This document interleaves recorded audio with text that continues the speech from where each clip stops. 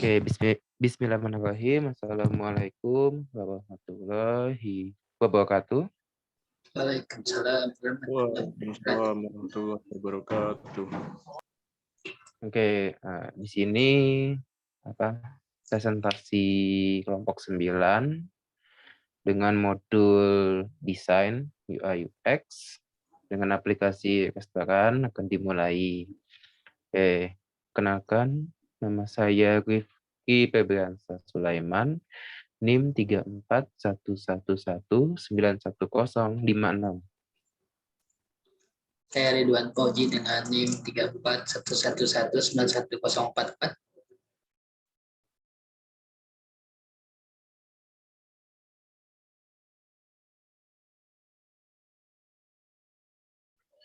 Oke, saya Bagas Pragita, NIM 181075. Dan saya Pregi Yuda dengan NIM 3411181084. Oke, di sini ada 4 orang yang hadir. Nah, oke, untuk ini akan dibagi-bagi 3332. Nah, saya akan menjelaskan yang pertama mengenai tampilan list menu. Oke, di deskripsi dijelaskan bahwa pada tampilan list menu di atas merupakan tampilan dari aplikasi yang list menu makanan yang terdiri dari list menu makanan, minuman, dan lain-lainnya. Pada tampilan menu tersebut terdapat gambar makanan, minuman, dan lainnya. Di atas gambar makanan atau minuman terdapat judul menu makanan atau minuman tersebut. Lalu di sisi kanannya, di sisi kanannya lagi terdapat stok dari fitur jumlah yang akan dipesan nantinya, serta tercantum topping tambahan apa saja yang akan ditambah. Terakhir, button tambah untuk menyimpan makanan atau minuman yang sudah dipilih untuk dipesan nantinya. Oke, jadi di sini tampilannya itu software desktop, di mana ada untuk awalan ada 4 bagian seperti ini. Di sini ada menunya, lalu nama, deskripsi, stok, jumlah, plus minus untuk menambah jumlahnya itu, misalkan mau beli makanannya 2 atau minuman 2 kayak gitu. Terus ada topping, lalu ada tambahan. Nah, di sini memang saya desainkan itu di pojok kanan atas itu ada chart seperti ini supaya mempermudah user untuk memesan. Lalu di sini untuk menggeser menu kanan kiri, lalu ada button kembali atau back untuk sebelumnya gitu. Oke, lalu yang kedua itu adalah tampilan menu yang sudah ditambah pada keranjang. Oke, pada deskripsinya pada gambar di atas terdapat tampilan keranjang setelah dipesan. Setelah pesanan ditambahkan, maka akan lanjut pada tampilan keranjang atau chart dan menu yang ditampilkan pada keranjang adalah menu-menu yang telah selesai dipesan oleh customer ataupun user. Dan terdapat tampilan jumlah serta nama menu terakhir terdapat button pilih metode pembayaran untuk melanjutkan pemesanan. Nah, sini ada 4 bagian lagi. Ada nama menunya, jumlah, terus foto menu tersebut. Nah, itu lalu ada pilih metode pembayaran. Ini udah masuk kepada fitur keranjang. Oke, lalu yang ketiga yang akan saya jelaskan terakhir yaitu adalah tampilan metode, list, dan total pembayaran. Nah, di sini di deskripsi dinyatakan pada gambar di atas merupakan tampilan dari metode pembayaran. Tampilan ini didapat ketika customer telah selesai memilih menu dan telah melakukan klik button metode pembayaran pada keranjang pesanan. Pada tampilan metode pembayaran, ini customer ataupun user diharuskan memilih 3 metode pembayaran di mana akan ada pembayaran seperti online, debit, atau cash yang akan dipilih oleh customer ataupun user. Lalu di bagian samping kanan ada list pesanan yang berisi menu-menu yang akan dibayar. Serta di bawahnya ada tampilan total pembayaran, di mana ini akan menampilkan total harga pembayaran dan memilih metode pembayarannya. Oke, di sini ada metode pembayaran, ada tombol metode 1, 2, 3. Lalu di sini ada list pembayarannya, lalu ada totalnya, terus tampilan total pembayarannya, jadi jumlahnya, lalu bisa klik bayar ataupun mungkin kembali kalau tidak ingin dibayar. Nah, terus kalau sekarang untuk yang keempat, silakan Ridwan Fauzi 456. Baik, yang keempat adalah tampilan pembayaran otomatis dengan menggunakan QR code atau barcode. Di deskripsi tertulis pada tampilan di atas terdapat QR code yang akan muncul ketika si user ini memilih metode pembayaran secara online.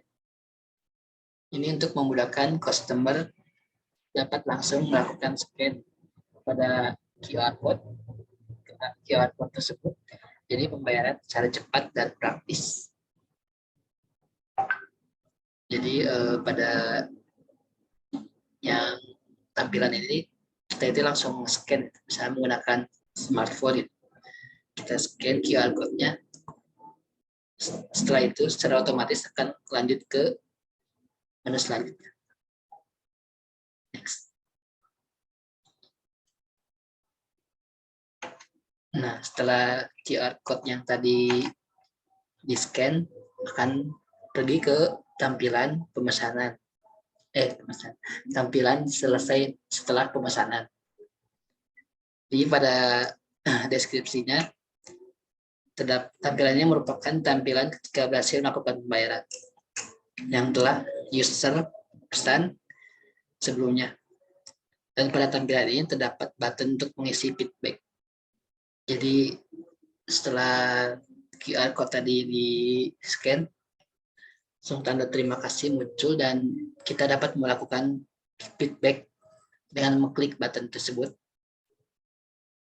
Next. Nah, yang keenam adalah tampilan dari feedback yang di sini deskripsikan.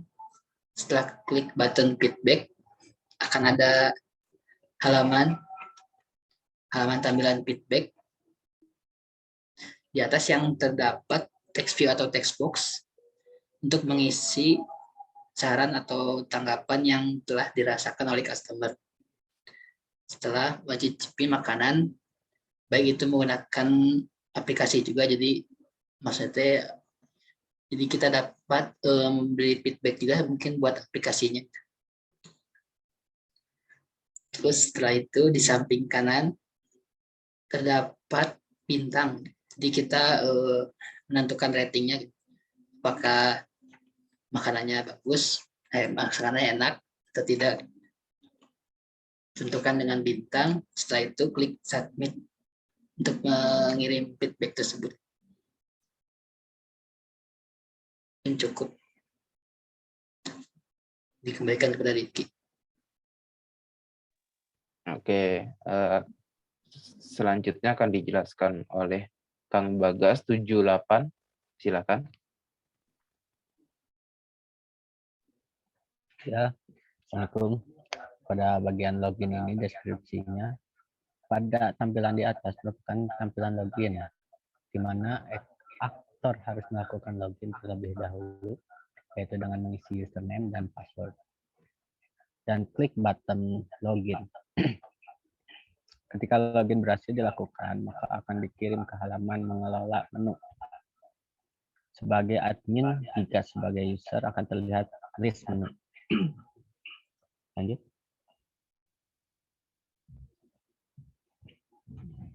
Nah, di sini sebagai tambah menu ya untuk sebagai admin. Pada tampilan gambar di atas merupakan tampilan mengelola menu. Jika sebagai admin mereka mengelola menu ini diberi akses kepada untuk mengelola informasi-informasi yang akan ditampilkan. Pada pilihan menu, bagian customer, admin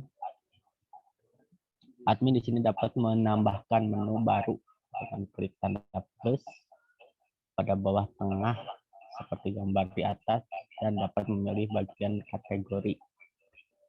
Pada di bawahnya dapat juga mengedit menu dan juga menghapus menu ataupun mengupdate stok menu yang menu saat ini serta menambahkan topping baru. Next. Oke. Siap. Terima Di sini kasih. pada tampilan gambar di atas merupakan tampilan halaman form untuk melakukan penambahan menu atau melakukan edit pada menu. Yang terdapat form isian yaitu menambahkan nama menu, deskripsi menu, dan menambahkan gambar yang diupload dari gambar tampilan tersebut. Apabila pengisian form telah berhasil, maka dapat melakukan klik button pada keyboard dan atau smartphone. Lanjut. Oke, terima kasih. Sekarang ke Kang Apregi Yoga 10-11, silakan. Ya, untuk selanjutnya adalah tampilan catatan pembayaran.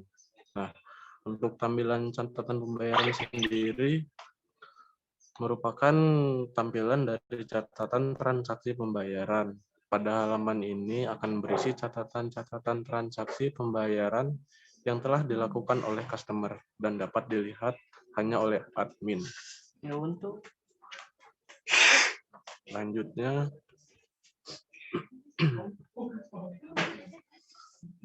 dan selanjutnya adalah tampilan laporan transaksi. Pada tampilan gambar di atas merupakan tampilan list informasi dan setiap transaksi pembayaran yang telah dilakukan oleh customer kepada kita. Pada catatan pembayaran berisi informasi mengenai data tanggal transaksi, ID menu, ID pembayaran, ID pesanan, dan juga harga. Lalu terdapat tombol kembali untuk kembali ke menu utama setelah dari catatan pembayaran. Oke, kita selesai. 3 menit lagi. Oke, berarti masih ada waktu ya. Oke, di sini paling saya sedikit menjelaskan aja kalau ini semua UX wireframe. Jadi masih berbentuk wireframe yang menggunakan Balsamiq. Itu tools yang waktu itu sempat disinggung oleh Pak Fajri, menggunakan Balsamiq untuk UX wireframe. Untuk UX wireframe itu untuk di sini paling untuk UX study case-nya itu paling ini yang referensinya itu dari waktu modul awal yang dimana itu ada software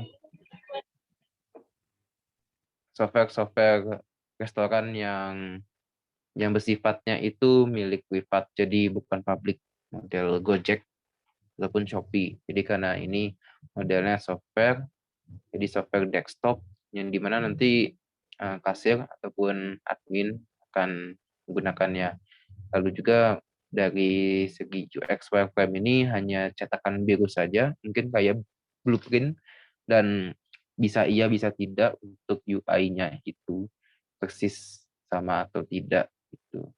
Karena yang yang saya ketahui biasanya UX wireframe tapi UI-nya itu berbeda sangat jauh, tidak apa-apa, yang penting fungsi-fungsinya itu tetap sama kayak di dalam sebuah kolom menu ini, yang penting ada nama, gambar menunya, deskripsi, stok, jumlah yang ingin dibeli, topping, lalu ada tambahan seperti itu. Lalu ada kayak tombol di bawah ini kayak kategori menu.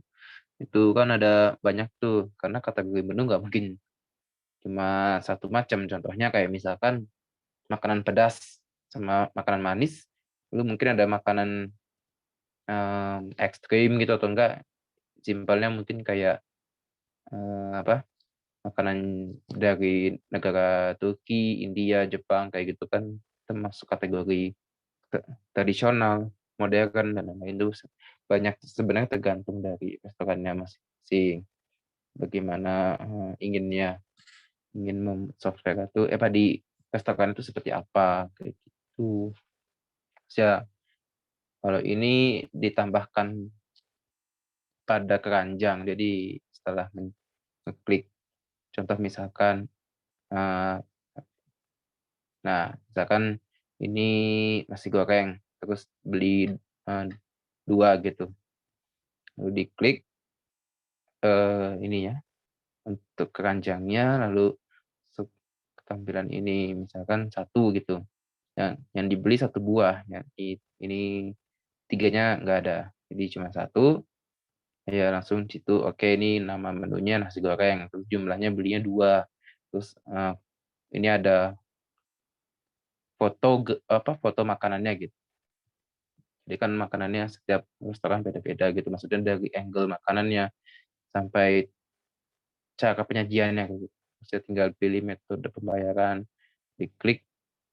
Ini sifatnya software sih, jadi kayak mungkin bisa di setiap meja customer itu ada sebuah layar di mejanya itu untuk memesan makanan, yang nanti bisa informasinya bisa dikirim langsung ke kasir ataupun ke admin restorannya gitu, dan bisa disampaikan kepada koki kayak gitu. Spesialis pembayaran gitu bisa menggunakan beberapa metode sih. Online, kalau online bisa pakai Dana, Shopee seperti itu, ataupun GoPay. Bisa QR code. Nah, untuk di sini kenapa di kelompok kami menekankan ada QR code, karena itu ada beberapa informasi dan berita bahwa QR code itu sekarang lagi hype-hype-nya, dikarenakan bahkan ada kabar kalau buku tabungan itu akan dihilangkan, akan diganti untuk pembayaran itu semua menggunakan QR code. Karena banyak yang sudah menggunakan smartphone, jadi lebih ditekankan QR code, jadi lebih mudah gitu untuk membayar. Misalkan Dana, Shopee, ataupun GoPay menggunakan QR code saja gitu. Seperti itu. Itu karena ada berita seperti itu, jadi mengikuti tren yang akan datang gitu. Ngikutin. Oke. Nah, mungkin kayak itu sih yang ini jadi beberapa alasan study case sama berita-berita yang teknologi di luar sana. Oke, mungkin kalau ada yang ingin ditanyakan atau didiskusikan boleh, mumpung sebentar lagi. Oke, tinggal 10 menit. Ini form tambah edit nih. Nah, berarti hampir mirip kayak microservice, tapi kayak nyambung sih ke panel admin sama panel user. Ini tampilan admin, lalu ada juga tampilan user yang di atas tadi. Oke, mungkin dari teman-teman ada yang ingin disampaikan? Itu untuk QR code.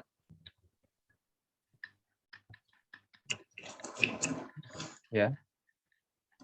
Kirain kan sekarang mah aplikasi udah pada canggih gitu. Jadi mereka udah punya saldo. Misalnya kayak Shopee Pay, GoPay, atau Dana gitu. Jadi kan pembayaran itu langsung cepat gitu. Kirain kita pakai barcode itu karena emang ikut biar otomatis, nggak manual, nggak harus transfer gitu. Atau cash, kirain gitu. Nah, Alasannya. ya kalau aku alasannya itu sih karena berita-berita itu, jadi kayak oke itu ditekankan QR code gitu. Itu kalau aku Kirain karena biar pembayarannya otomatis cepat gitu. Jadi pakai QR code juga. ya itu juga bisa termasuk sih, maksudnya alasan kan nggak apa-apa, beda, yang penting apa kayak tujuannya sama-sama untuk mempercepat pembayaran. Kalau aku ngikutin alur teknologi yang sekarang. Oke, ini waktu sudah ini menunjukkan bahwa presentasi ini harus dicukupkan. Oke, untuk presentasi modul UI UX kelompok 9 telah selesai.